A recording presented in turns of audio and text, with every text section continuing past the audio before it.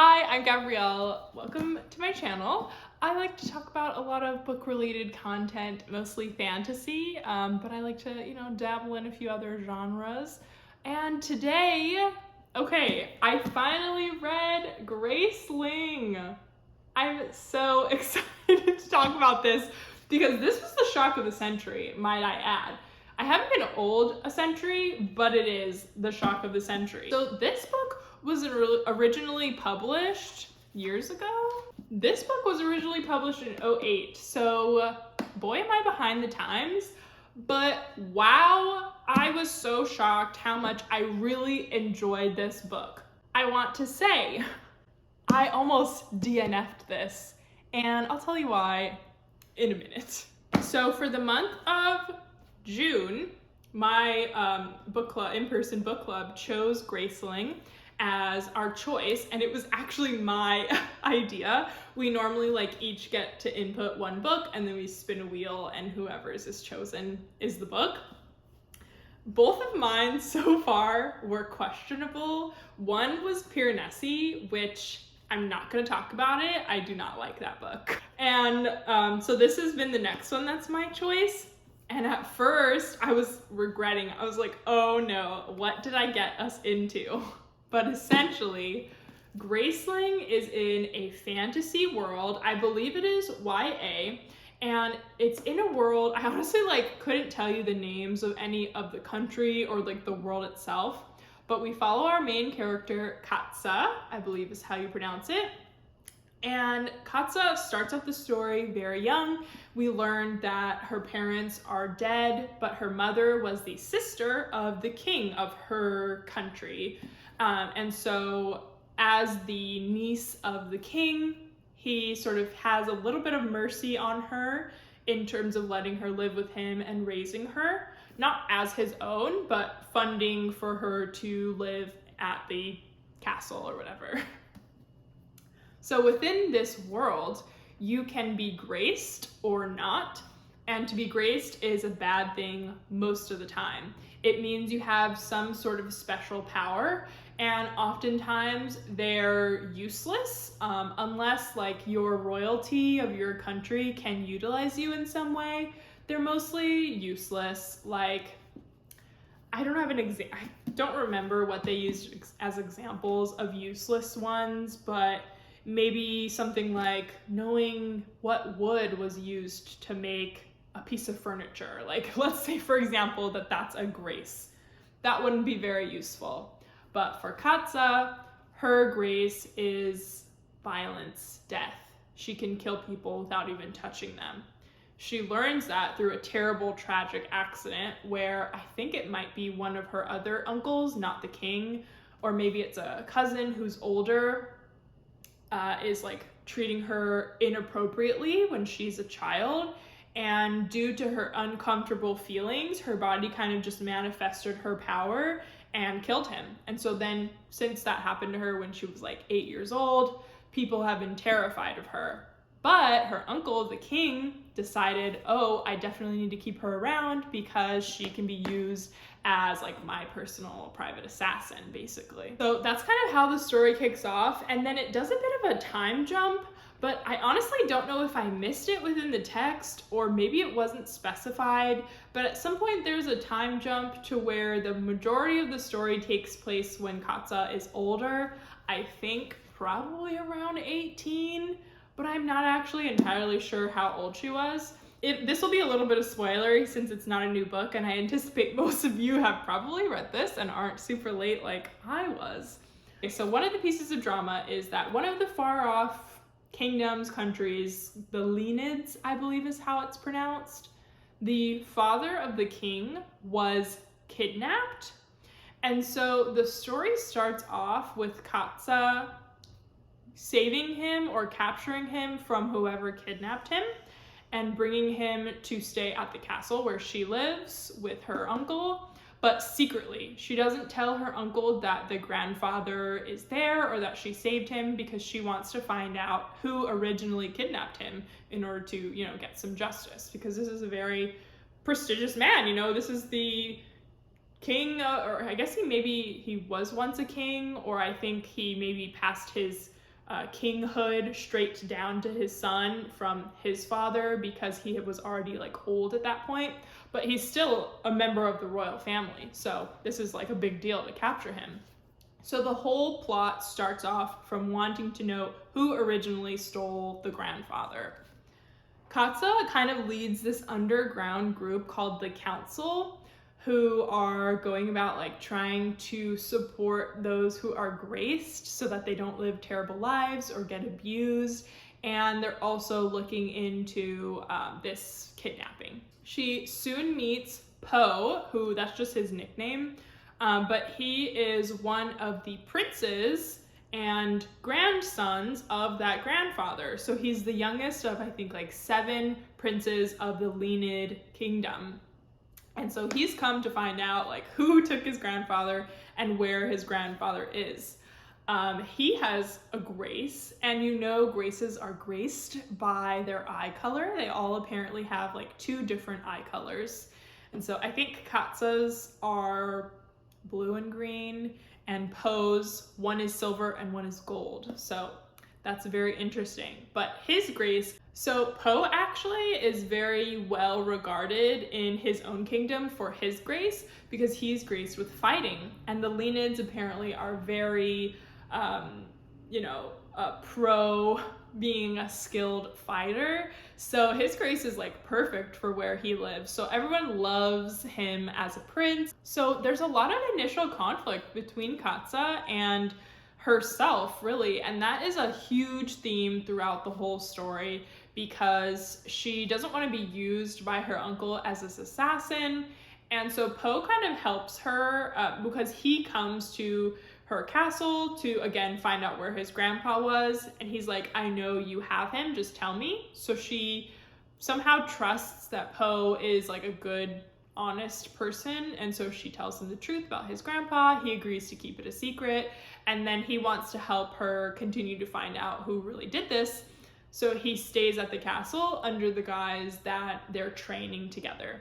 Yeah, so this starts the big, whole drama of the story. Eventually, we do learn who took the grandpa, who's at fault, and it kind of like transpires in an interesting way. And knowing what I know now at the end of the book, I may have felt differently when reading earlier parts of the story, but overall, I did really, really enjoy this. The way that the author wrote Katsa's internal growth was really well done, and I absolutely love Poe as a character. Like, his banter is top tier. I love the banter between Katsa and Poe. It's just like insane. Like, I love it. I'm gonna try to find, like at one point, she learns that he's been hiding this big secret from her, and it was a lot for her to accept that he was her friend, because they were working together under this guise of like fighting together for months, like over the course of a summer. So they had developed this bond by all their time spent together. And she originally would say to herself, like, I have no friends. If I have to have friends, my cousin, who is the son of the king, her uncle, and one of the guards, she was like, okay, maybe they're my friends. And then eventually she said, yeah, Poe is my friend too. So it was like a huge betrayal for her to realize he had the secret. But then he says this to her, like, oh, I'm sorry, like, I can't tell you how sorry I am. It's like rankled me every day since we became friends. We are not friends, she whispered into the glass of the window. If you're not my friend, then I have no friends. And like, he says that to her, and that just like broke my heart.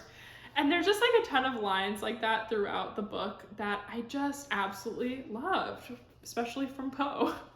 And overall, I really liked the author's writing style. Just certain lines that she would write, I would just be like, wow, I love how that is written. Like, that's such a beautiful line, or that's just so like funny.